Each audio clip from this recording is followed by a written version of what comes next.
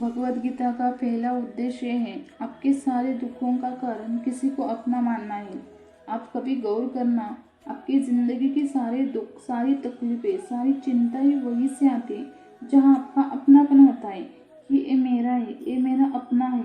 वहीं से आपकी जिंदगी में दुख आना शुरू हो जाते। एक व्यक्ति के पास एक बहुत बड़ा महल था।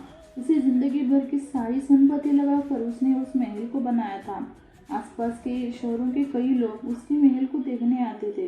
कई बड़े बड़े सेठ उसके महल को खरीदने की कोशिश करते थे, पर वो महल उसका अहंकार था, उसकी जीने की वजह था।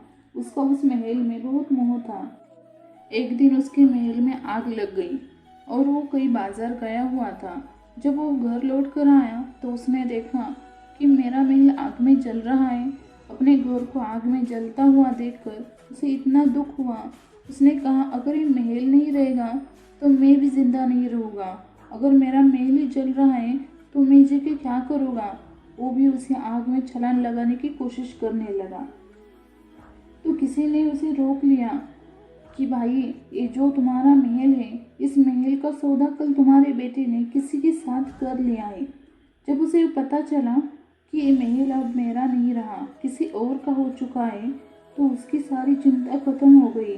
जैसे और लोग उस महल जलते हुए महल का तमाशा देख रहे थे, वैसे ये भी खड़ा हो गया। इतनी ही देर में उसका बेटा आया। वो अपने बेटे को देखकर बहुत प्रसन्न हुआ। उसे आशीर्वाद देने लगा कि तेरे जैसा बेटा तो भाग्यों से मिलता है। तूने तो मेरी जिंदगी बचाई। आज इस घर में आग लगी है और तूने कल ही इसका सौदा कर लिया। वो अपने पिताजी से कहने लगा, पिताजी, मैं इस महल के सौदे के लिए बात तो करने गया था, पर सौदा अभी पक्का हुआ नहीं है। जब उसके पिताजी ने ये सुना, अभी इस महल का सौदा हुआ नहीं है, तो फिर फुट फुट के रोने लगा। फिर अपनी छाती पीटने लगा। महल वही है, इंसान वही है, लेकिन महल जब मेरा है तो दुख भी देता है, खुशी भी देता है। लेकिन जब वो मेरा नहीं है, उससे मेरा कोई रिश्ता नहीं है, तो सारे दुख ही खत्म हो जाते।